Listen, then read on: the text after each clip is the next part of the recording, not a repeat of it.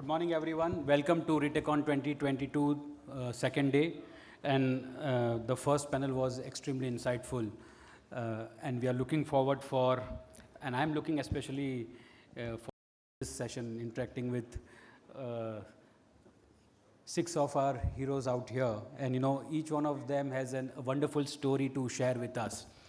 D2C, building a multi-dollar brand. In 2021, search interest in direct-to-commerce or D2C brand rose by 533% as business moved online to meet consumer needs as per Google's Year in Search Report 2021. With more than 800 D2C brands existing currently, D2C is already proving to be the biggest e-revolution in India.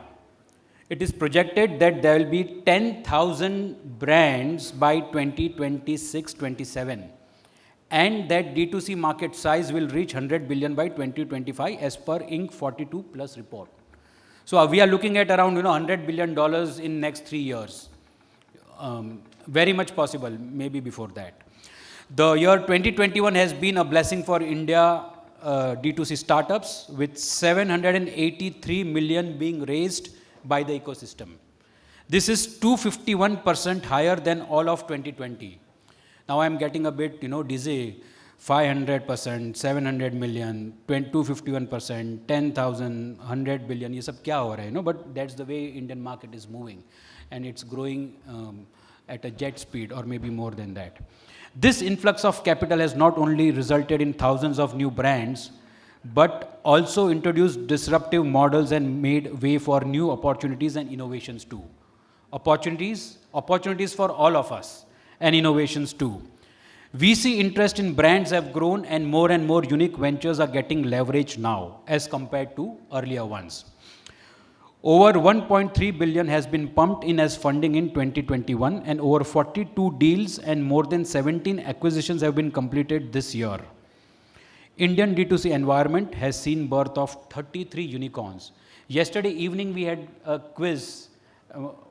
Most of you may or may not be there, but we had this quiz, how many unicorns are there, and name the top 10 unicorns, in 1 minute. There were so many hands that went up, and we did give the winner the voucher, but the point is that everybody is aware about the unicorns. So currently Indian environment has seen birth of 33 unicorns into 2021 itself. Every year more and more D2C brands are attracting huge rounds of funding to join the unicorn club. It is safe to say that this is the universe of opportunities for retail, and it is only getting better from here. Last, in a country like India with a population of over 1 billion, there is immense potential for all kinds of D2C brands to reach to the $1 billion club. But what does it take to reach there, and what are the ingredients to build such a brand? Let's discuss and deliberate this with our eminent panelists today. I would like to, request, and the way we are going to, conduct this next 45 odd minutes is, we are going to have the basic introduction. There is a story with each one of them, so succinctly I would like each one of them to, speak about it, but that would be through the question and answers that we are going to, discuss. A quick introduction by all of you. We can start with Arjun, and then, we can take it ahead from here. Arjun, a quick introduction about, your brand and what you are doing. Maybe some numbers you can share with the audience so that, they get a fair idea about, what your brand does. Sure. Yeah. So I'll keep this quick because we're 6 of us and we want to dive deeper into the discussion. My name's Arjun Vaidya. I'm Bombay born and raised, went to college in the US, came back to India in 2013 and worked in finance. By 2016, I quit my job to start a company called Dr. Vedyas to take forward my family legacy of Ayurveda. After my grandfather passed, I was cured of asthma by my dada, so I felt a duty to take forward his legacy.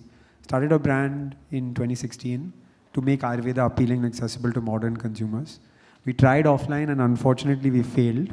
In 2017, we pivoted to online, and over the next 4 years, we built one of India's largest Ayurveda brands online, scaled to 5,000 orders a day, 2 million plus transacting customers, across 16,500 pin codes. And if you ask me what the biggest success of Dr. Vedya's was, it was that we reached 16,500 pin codes, or more than 60% of India in a 3.5-year period. Last year, we sold the business in March to our Series A investors, RP Sanjeev Goenka Group. And I've now taken on a role more on the ecosystem side. So I'm pretty active mentor, advisor, teacher. Some of our cohort members are here in our cohort-based course that I teach. And professionally, I run the venture arm or the VC fund for Verlinvest in India. Verlinvest is a large single LP Belgium-based evergreen fund structure that's been investing in India for 10 years. And they just launched their early stage investing strategy with me. So that's my background, but excited to have this conversation. Excellent, Arjun. Ahana, over to you, please. Hi, everyone. Really looking forward to the conversation myself. I'm the CEO and co-founder at Open Secret.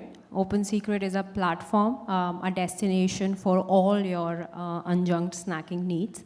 It's been a journey. The reason why I started Open Secret also goes back to my own childhood. I would say that we speak about American dream. I think I'm a child of Indian dream. You know, grew up in a really small city in Rajasthan, then many of you become an engineer, so went to IIT Bombay, was in consumer throughout, worked at Procter, General Mills, then went to US for my MBA, did my MBA from Harvard Business School, and it was there when I actually saw that in US you have these amazing brands which promise both health and taste. And when I was thinking about my own childhood in India, my mother struggled with basic access to a platform where she could buy everything unjunked. Even at that time, there were not a lot of places where families can shop from unjunked snacks and unjunked food. So that was my motivation to come back to India, start Open Secret. India is one of the most unhealthy packaged foods country in the world, and we are on a mission to change that. Also proudly a women-led brand. More than 50% of our leadership team is women. Products are manufactured in our own manufacturing unit, made by women. So very proud of the fact, and I do feel that business also has a role to play in creating an impact, and this is one thing which we will be very focused on.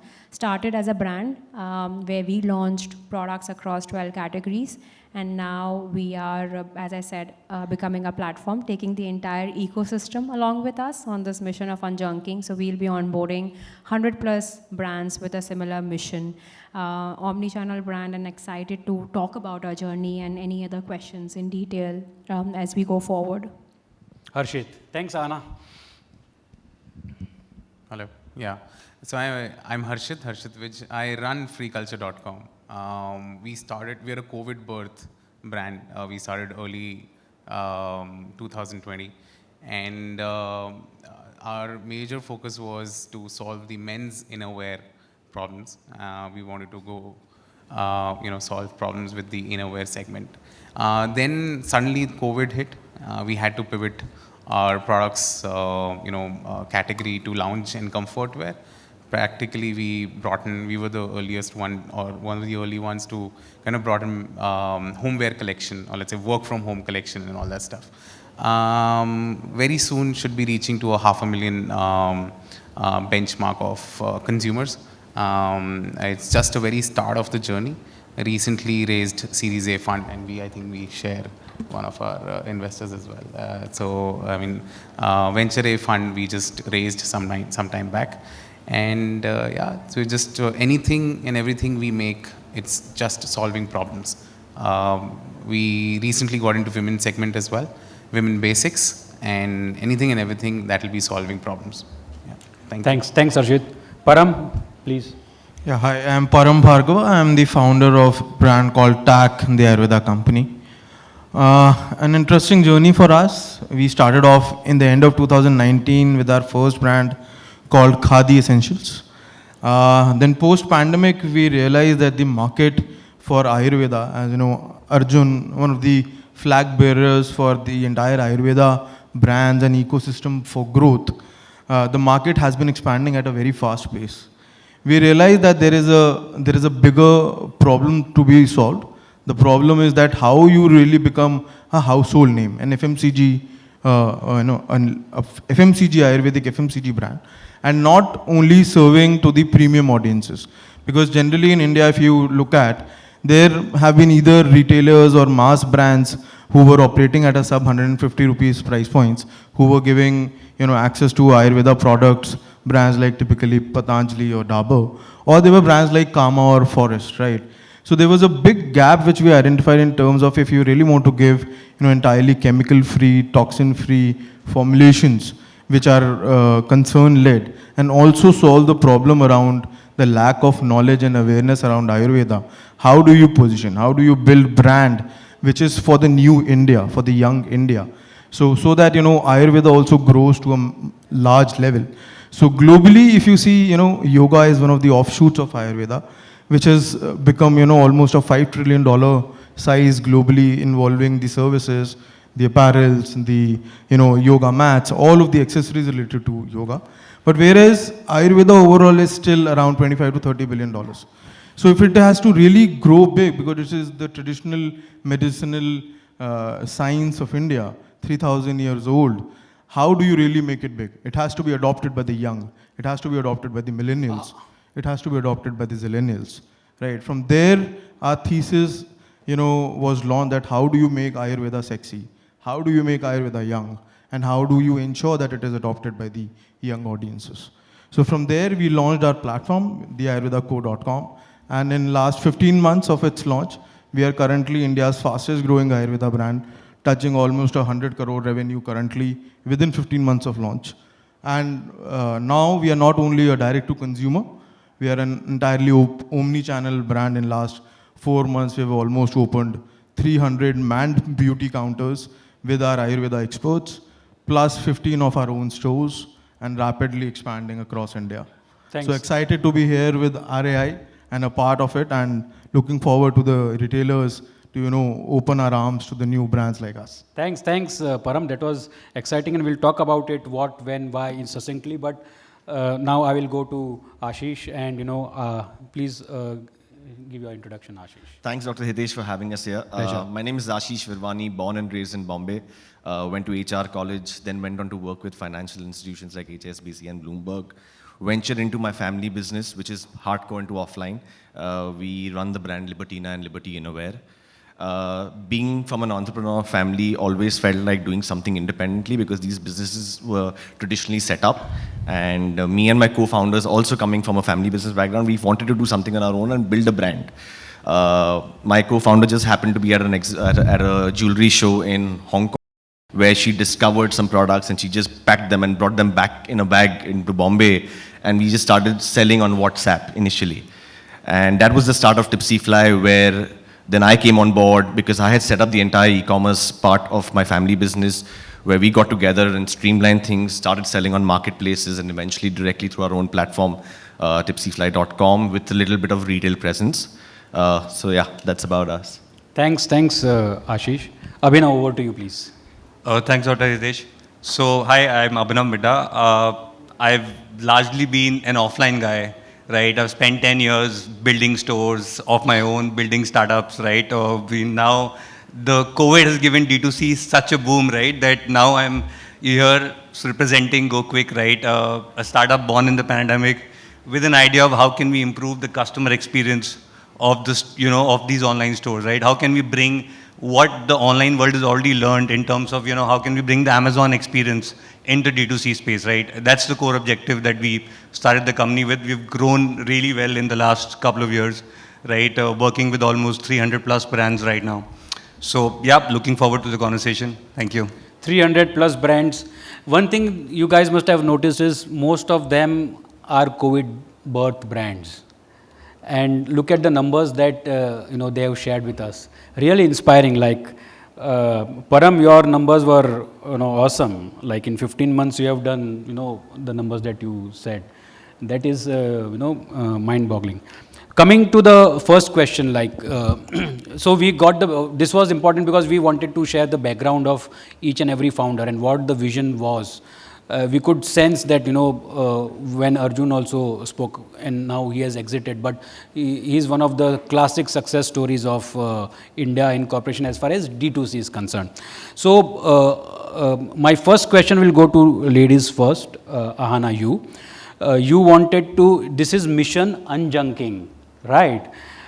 India में जब तक हम तला हुआ नहीं खाते ना तो मज़ा नहीं आता है, and you are totally viruddh of that, so especially me, I would not like that. Having said that, if you look at the overall palette of the Indian consumer and what you are trying to do, obviously there is a room, like what Param said, bringing Ayurveda, 5,000-year-old brand, and it's offshoot of, yoga is the offshoot of Ayurveda.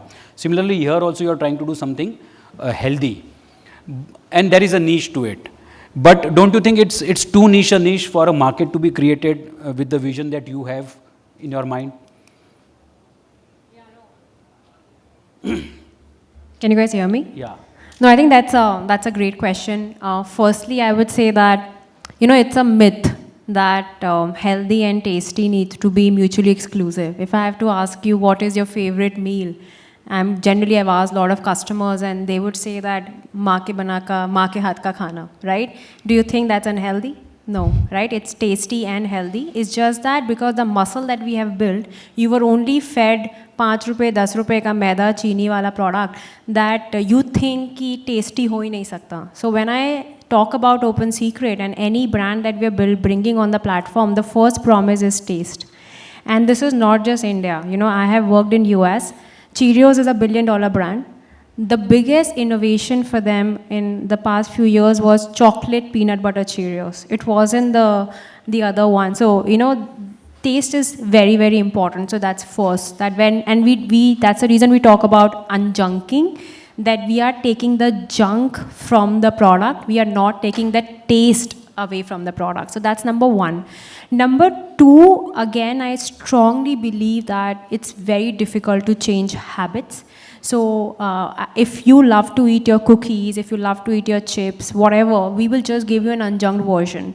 So one of the strategic choices that we made, we launched a little over 2.5 years back, is we will only play in deep categories where people are already eating what they're eating, and we are going to give them a better for you version. So we are not here to build categories of new products. It took Kellogg's more than a decade to teach consumers to eat cereal. So we are not doing that. What we believe, India is a very supply constrained market. In deep categories, families don't have access to better products, and we are bridging that gap. And just to give you an example, people think unjunking is a metro phenomena. It's only people in Bombay, Bangalore care about it. More than 60% of our revenue comes from outside top cities. So, and this is another thing that COVID has taught us, right? Health is becoming such an important part of the conversation that it's relevant for a mother in Bharatpur, where I grew up, but also a mother in Bombay, where we are sitting, and digital has definitely played a big role in building that kind of mental availability. In fact, this healthy F&B space is projected to be around $25-26 billion in 2026, and we are hoping that there will be a destination which can create that kind of access to families in the country. Excellent. So some insights from what Ahana said. They are not changing the taste. They are keeping the taste, but they are removing the unjunk out of it. They are not even changing the habits. So the habits also remain same. They are not creating new categories, and they are keeping health at the center of it. And obviously from a business perspective, the opportunity is $25 billion. So excellent, business model, Ahana. This shows the brand DNA that you have created about open secrets. And now the secret is open. Okay, this is what the secret is, right? Good. We'll go to, before I come to Arjun, I would like to ask Ashish. Ashish, you have, you were into your traditional business. But what was the tipping point for you you mentioned the Singapore experience, but you could have carried forward the legacy that you had inherited, but then you tried to, move away from that. So what was the business decision or what inspired you to jump into this? Because we want to know the reason why.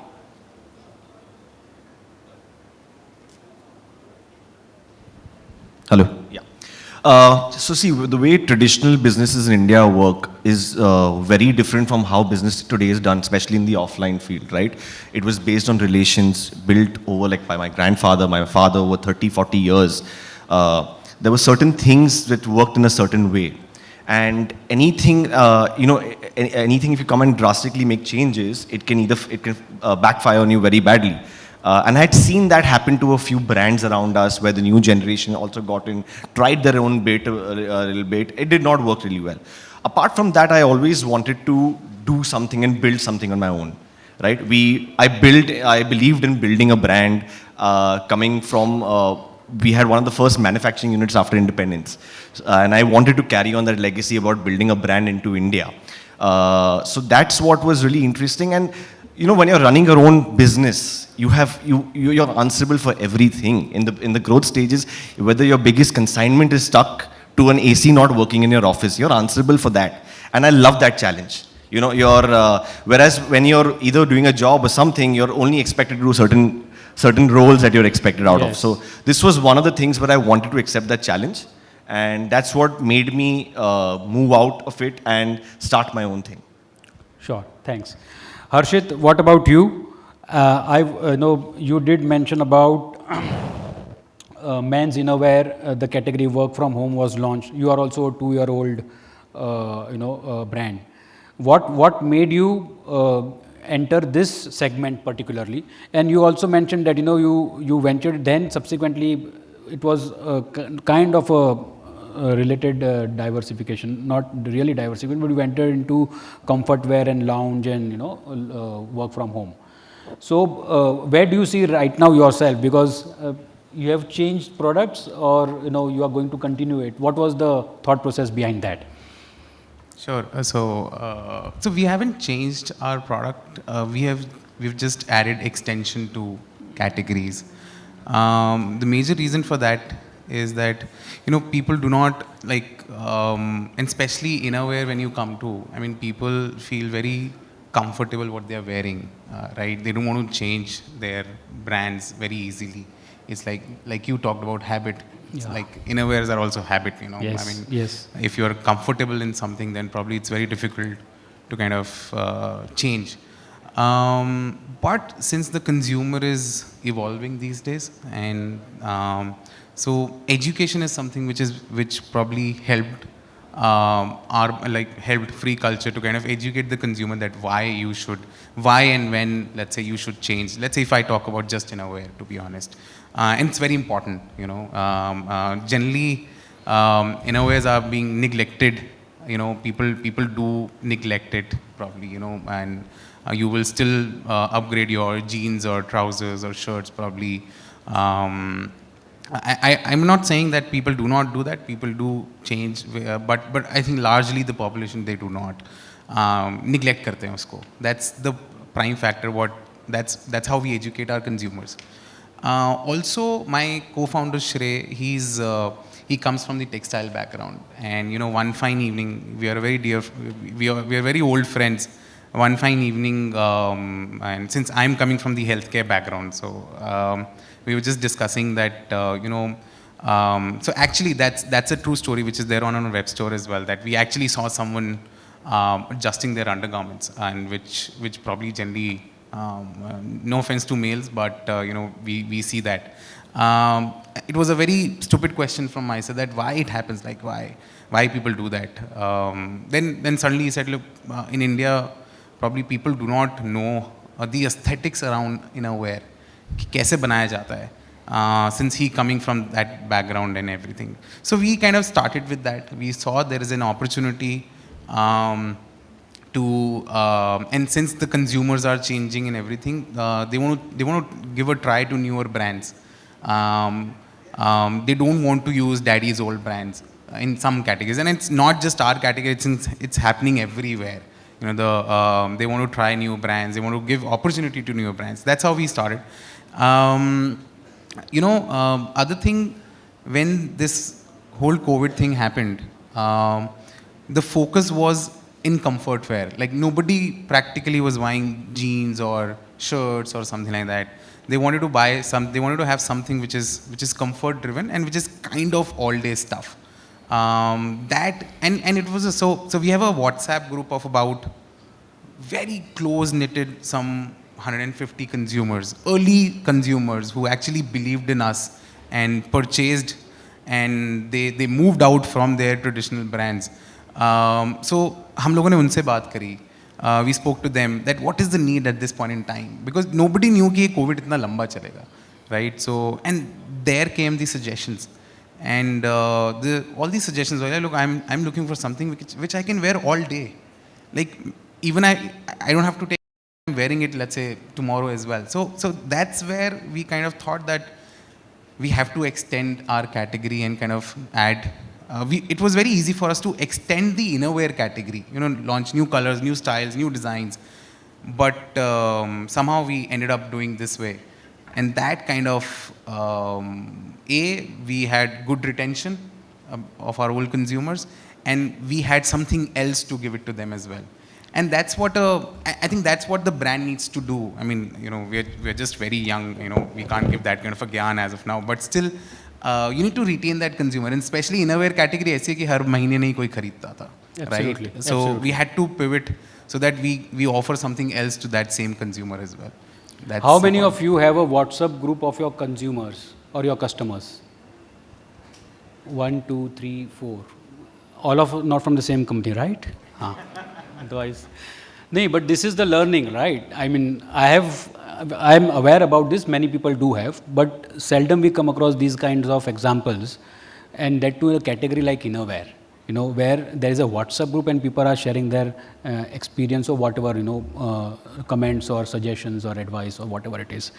And the trigger that he mentioned about he and his friend, now this is where the spark happened, and then free culture, went into the product extension and things like that. So these are the smaller things, but it's the eureka moment. That was your eureka moment when you found out the answer. But good, Harshit. That's why it's free culture. You want to free. Whatever it is. And in fact, sorry to cut you in between. Our first campaign was hands-free comfort. Okay. Yeah. It went very viral. Again, the insight, hands-free, because कुछ देखा था, hands were so that's why.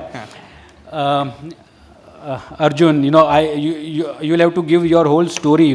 Before that, I would just go to Param. You spoke about lack of knowledge of Ayurveda, and something which resonated with what Ahana also mentioned. Awareness and things like that. How do you plan to take? Because see, there are. If you ask me as a third party, as a marketer, I will see it's a good positioning statement. But what's the core or the brand DNA? Because you have got, there are many competitors, and they are good brands. All of us may be using those. So why also I should go to the Ayurveda company? So what's the core about it?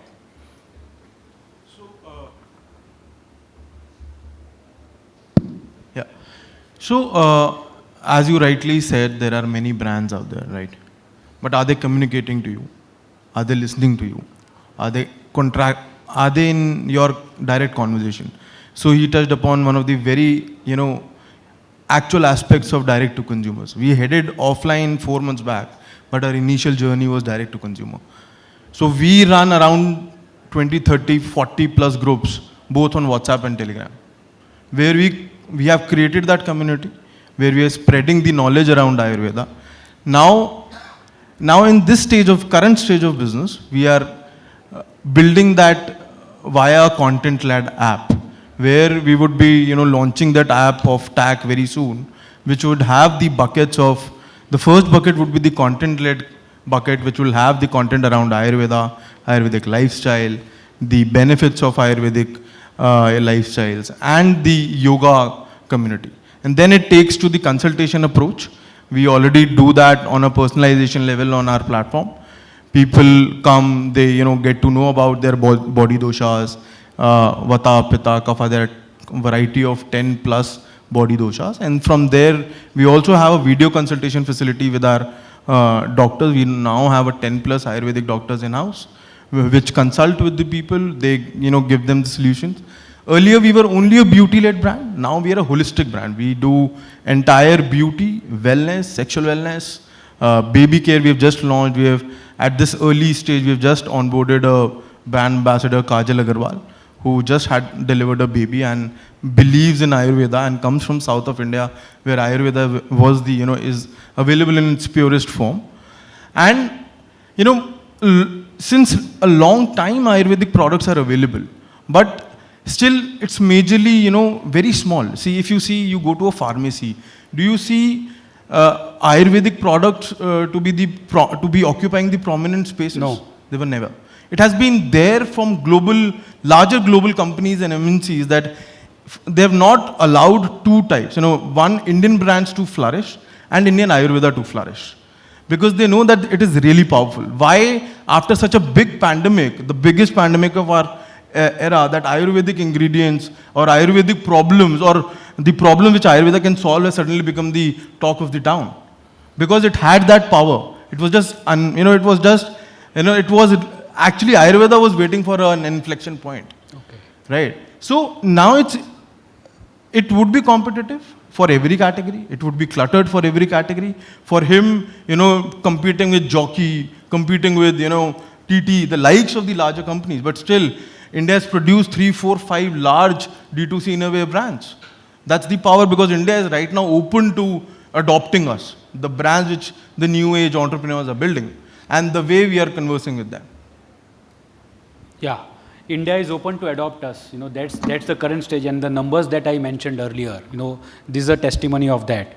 So what Param spoke about, apart from those 15, 20, n number of WhatsApp groups that they have, content is the key, and obviously the consultation approach, the having Ayurveda acharyas, etc. But the key thing, something which resonated with Harshit also, is now they have become a holistic Ayurveda brand. Okay, in such a short time, they have realized that I have to move not only from a single product or a positioning, I have to ensure that I go to and play the larger canvas in front of me, and that's what both these brands have done. Now coming to, thanks Param for that. Arjun, you are the only person odd man out here, and the odd man amongst these D2C brands, because he has gone through the whole cycle and he has exited. Okay, he's retired actually, if you ask me, No, I'm not retired at all. From D2C. I have a long way to go. Yeah, obviously you have. Yeah, he obviously, yes. Now why I said retired, because he's using that time to count the money. That's a different thing. Arjun. No, but we'll go back to Dr. Vaidya's. Your grandfather's legacy, and then you took it ahead, and then, so just can you, take us through the challenges that you faced during those 4-5 years before you exited, and how did that happen, Because see, all of them, and all of them are successful. Many of them have raised fundings. We have got some very good, brands sitting out here as well. Can you just share that story of 4 years succinctly, how, you made this happen?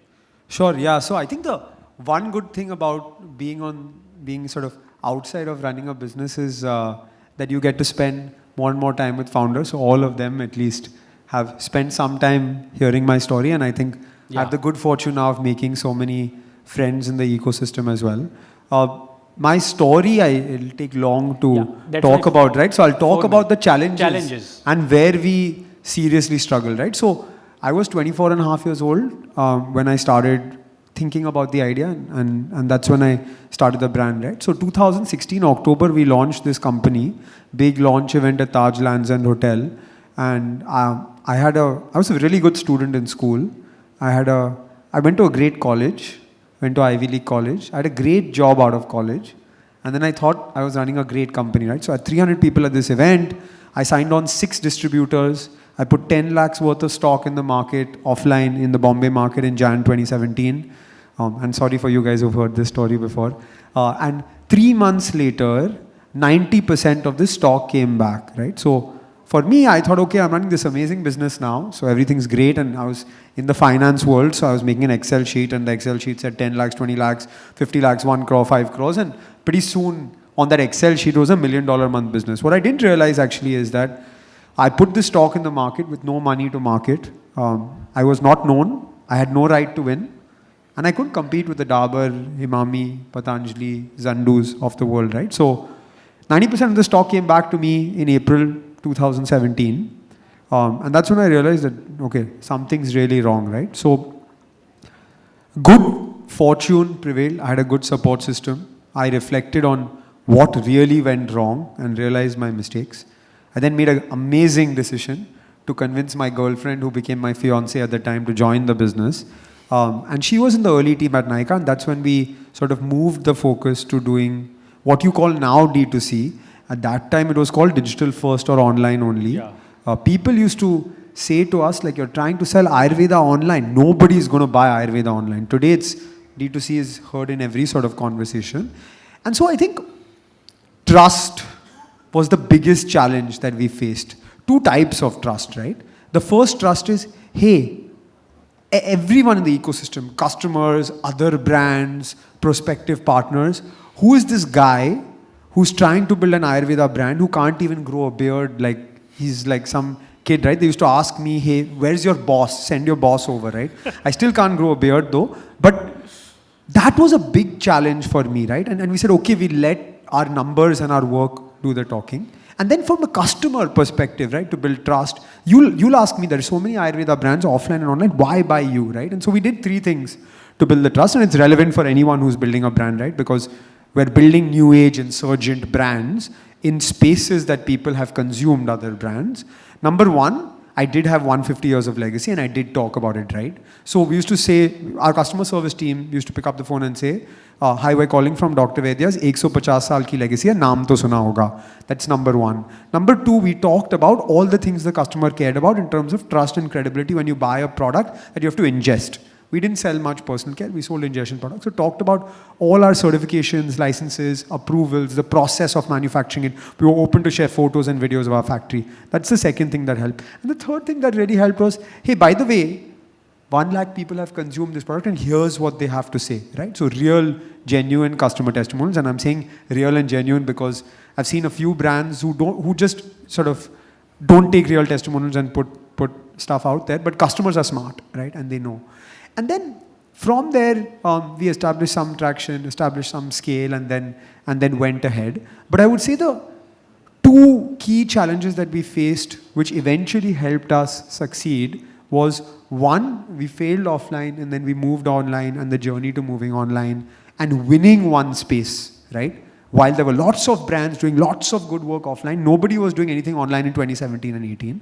And the second is getting talking to customers, getting kicked and slapped, saying, why should I buy you? And then understanding the relevance of that question and reacting to it. That were the 2 big challenges that we eventually solved that helped us reach scale. Thanks. Trust and understanding the consumer. That's what 2 challenges came out.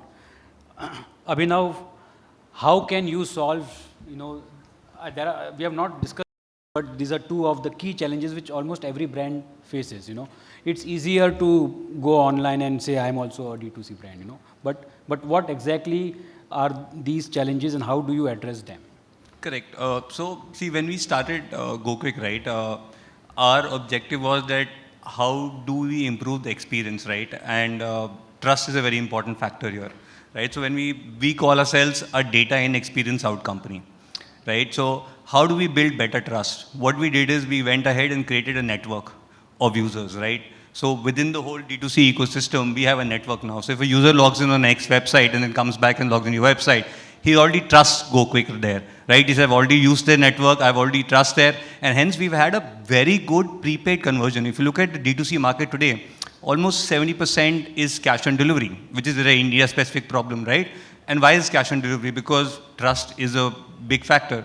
And when we've seen people using GoQuick, they've been able to convert almost 20% of that into prepaid, right? So a high percentage of customers using GoQuick prefer to, change from cash on delivery to prepaid because somehow there's a trust layer coming in. And that's the challenge with D2C, right?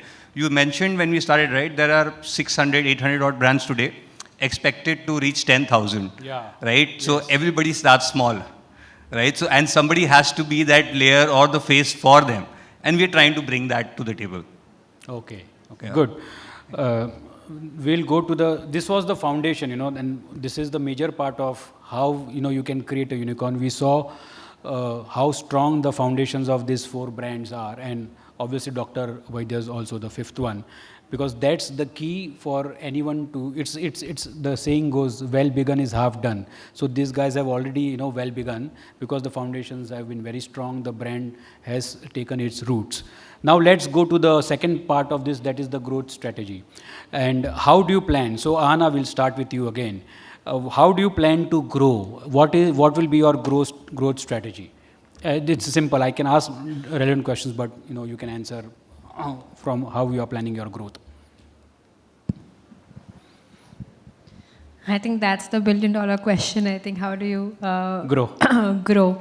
So firstly, I think in our category, there are 2 ways. One is the distribution expansion, which is how can you reach to more and more customers and serve them. So, and I personally believe that you have to, and especially at Open Secret, we are taking it in an omni-channel way. So even when I use the word platform, that we are a destination, we have an offline arm, we also have an online D2C website, and we have unique distribution as well, few other pillars that we are building. So the whole idea is how can we keep strengthening our distribution. So for example, we also have a mother network where mothers are selling to other mothers, and it's not just for Open Secret products, but it's also for all the partner brands who are coming onto this unjunking mission with us, that we are taking them both online and offline. So serving more and more customers, I think that is definitely part of the growth story. The second thing I would say is, of course, the same consumer. I think someone mentioned here, I think Param, you mentioned that serving the customer holistically.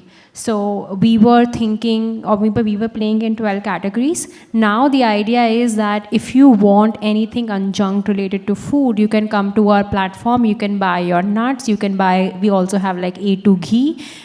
You want a better honey, because there is a lot of questions around adulteration in honey. So the whole idea is, even for the existing consumer base, how can you serve them better? So definitely innovation within our own Open Secret umbrella brand, and also onboarding a lot more brands, and then of course the building your own distribution muscle. Thanks, Anna. Harshit, what about you? Where is your growth coming from? So we're just online as of now. Okay. We plan to kind of, and our largest competitions and everything, they're more offline. So we plan to kind of, because offline is a pure different strategy altogether, like different team or a different set of talent is required and everything. So we plan to do that because we feel, and while speaking to fellow founders and everything, we have realized that even offline presence gives boost to your online presence as well. So that's one thing what we are going to try now. Sure. Other than that, I personally feel, and I think many of us do agree to that going extra mile for a consumer is something which helps you grow automatically. It's a little slow process, but still, whenever any brand, especially we talk about trust, we talk about reaching to a right set of audience. But once you've acquired a consumer, and if you're able to do one extra mile, so let's say one step ahead in solving any problem for that customer, I think you win that customer for at least next 3 years or so, practically. Sure. Okay. चाहे वो फिर, I mean, we have had, and I'm sure सबके साथ ऐसा हुआ होगा. मतलब हम लोगों ने खुद डिलीवरीज करी हैं कस्टमर्स को, I mean, हमने तो कोविड में जाके डिलीवर करा है. Imagine, people going and giving underwear to the customer, So, मतलब, and वो customers आज भी हैं, right? They may not have bought anything else. ऐसे भी customers होते हैं, probably who might have not bought anything else other than that first product. But वो प्रोडक्ट कहीं और से नहीं खरीदेंगे, अब इसकी गारंटी हो जाती है. You know, I think that's something which gives you a platform to grow automatically. So your growth strategy itself is customer service, you know. That's what I could summarize. Param, what about you? So, see, on the growth strategy bit, for us, like, I feel internally that it's a blue ocean for us right now.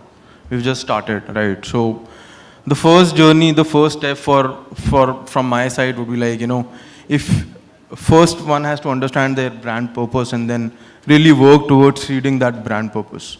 You know, a lot of brands are coming, a lot of brands will come, but one should understand there is a difference between trading and doing a private label versus building a brand, right? The growth will come if people believe in you and if people believe in your brand. Then it's on the execution, right? Once you understand that what your brand is and your customers resonate with that brand purpose, you have to expand that customer base, right? And that expansion happens on execution. And I personally believe that if you really have to become a unicorn, as we've been mentioning again and again, it is on the speed of execution.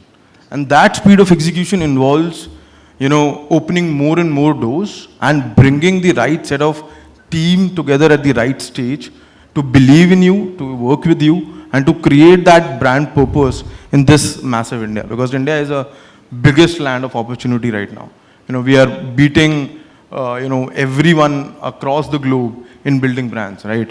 So, for us, there are across channels which we are seeing the growth coming in.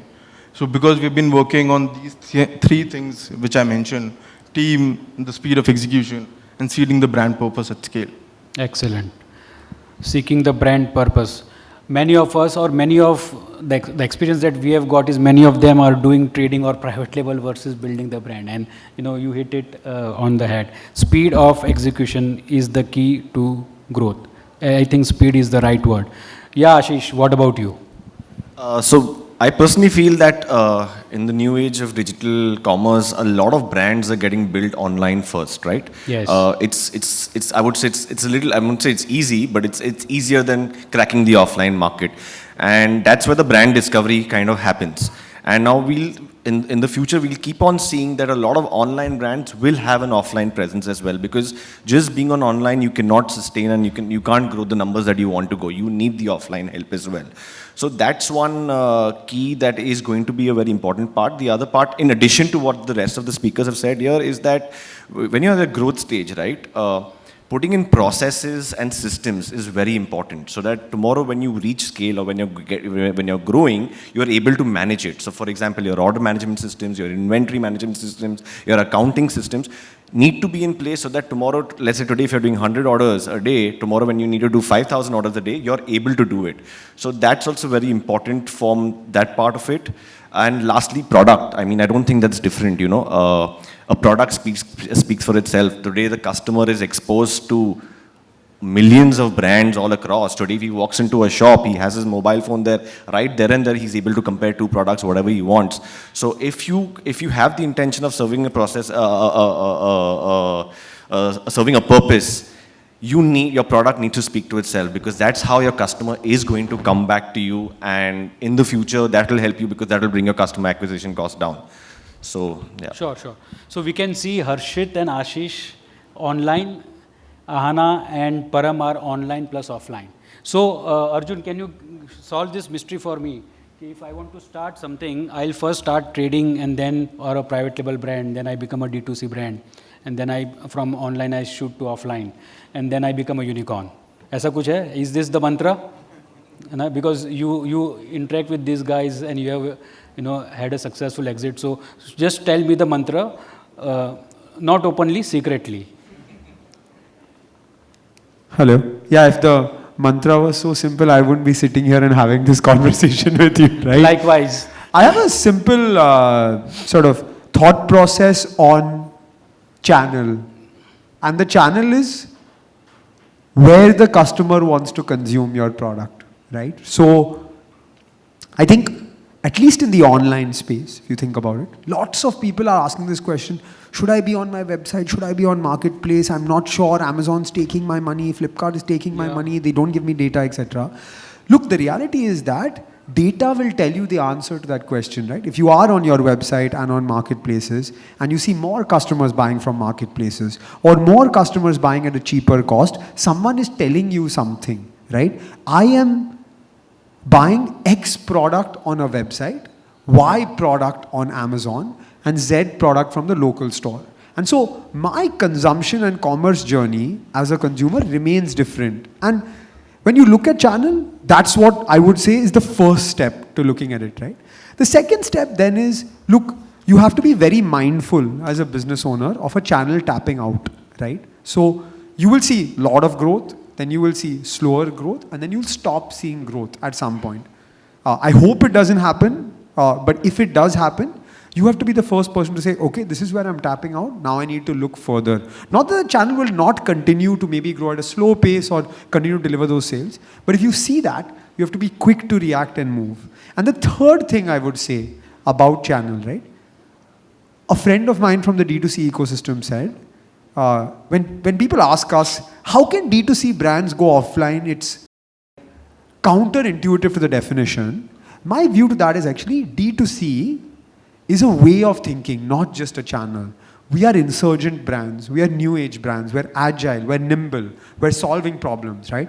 And so, you don't necessarily have to stick to one channel, but if you do move channel, whichever channel you do move to, behave on that channel like you're supposed to behave on that channel and work for that channel in the way that that channel should be worked for. For example, the same thought process and the same way of working will not work on your website as it will work on Amazon. The same way of working will not work in GT as it will work in MT. And so understand the nuances of that channel and react and work in those nuances. I think from channel strategy, that's what I'd have to say. But yes, there is no mantra. Hard work is the only answer. Hard work is the only answer. We have got another 5 odd minutes with us. I would like to, each one of you, if you can give me your mantras. Now, Arjun did mention about hard work, but apart from that, what do you feel would be your mantras or to open the door for this to get near to that $1 million club? We can start with Ahana. What would be your mantra, and then we can take it ahead. And Arjun, you can add apart from hard work, because there is no substitute to hard work. Everybody knows, but still something more than that, please. Luck also is ruled out, please. I think few of the panelists already mentioned, I think it's all about execution. I read this wonderful line is, the best fictional stories are written in Excel. So you can create all kinds of business model, but it's all about execution. And then it comes down to team, because the team is going to execute. So we are focused on building the best in class team, and I think execution and team would be the two things that will differentiate. Execution and team. Thanks. Harshit. So I wanted to say team, but I think that's already spoken. No, you can please. No, repeat. I think, no, that's, yeah. Copy kar sakte hum log. Haan. I think I would then say probably keep evolving as per the need of the consumer. Keeping in mind the delusion, the focus should be right and very strong-headed focus should be there. But keep evolving as per the needs of the consumer, because you actually they're going to buy your products and everything. I think that's something which is very important. Sure. Param, please. So I've mentioned quite a few things, before, but see, at this stage where we are, almost headed to the festive season of 2022, right? And post the Shraddh, typically after 24th of September. Yeah. 25th is where the festivities begin, right? So mantra for direct to consumer was an entry point, as he was mentioning, Ashish was mentioning, right? It's an entry point where you can tell about the brand, you can communicate, you can open some percentage of consumers, right? Now 2022 has shown certain different ways of consumption. Cost of acquisition online is typically very high. Cost of influencer marketing has gone considerably high. The same influencer who was, say, charging, and I can quote, one of the largest influencers who was charging a 2.5 lakh for an integration 2 years back, is now charging 20 lakhs for an integration. Wow. So that has become, 8x of the price. So you will not get ROI, that's for sure, right? So one has to look at the blend in the channels, that which channel at what cost would optimize my returns, right? So for new age, so if legacy brands are turning into the D2C mode, how do you, adopt the omni-channel approach, and at what channels? Which channels are the right channels for you? Excellent. So currently it has to be both fire online plus fire offline, but still be, cognizant of the fact on the channel split in terms of your cost optimization. Sure. Ashish. One of the key things is that adaptation to changes. This is something that as an entrepreneur you need to accept it, whether you're a retailer or a brand owner. You can't, in today's modern trade times, we can't be rigid about, no, this is the way I work. Every day with technology, there's so much new to learn, there's so much new to adapt yourselves to. So that's going to be very key from a retail standpoint as well as a brand standpoint. Abhinav. Sure. So we are a little different, right? We are an e-commerce enabler, and these are D2C brands, right? I think for us, the mantra to success is merchant obsession, right? We are obsessed about making our clients happy and delivering the value that we ought to deliver, right? And our growth mantra is simple: they grow, we grow. So we just help them grow. So that's how we're looking at. Merchant obsession. Okay, execution, team, evolving as per the need of the consumer, brand, communication, blend in channels, online, offline, the right mix, which first, which second, and likewise, adoption to changes and merchant obsession. Some of these things are there. We are just 2-3 minutes short of the session.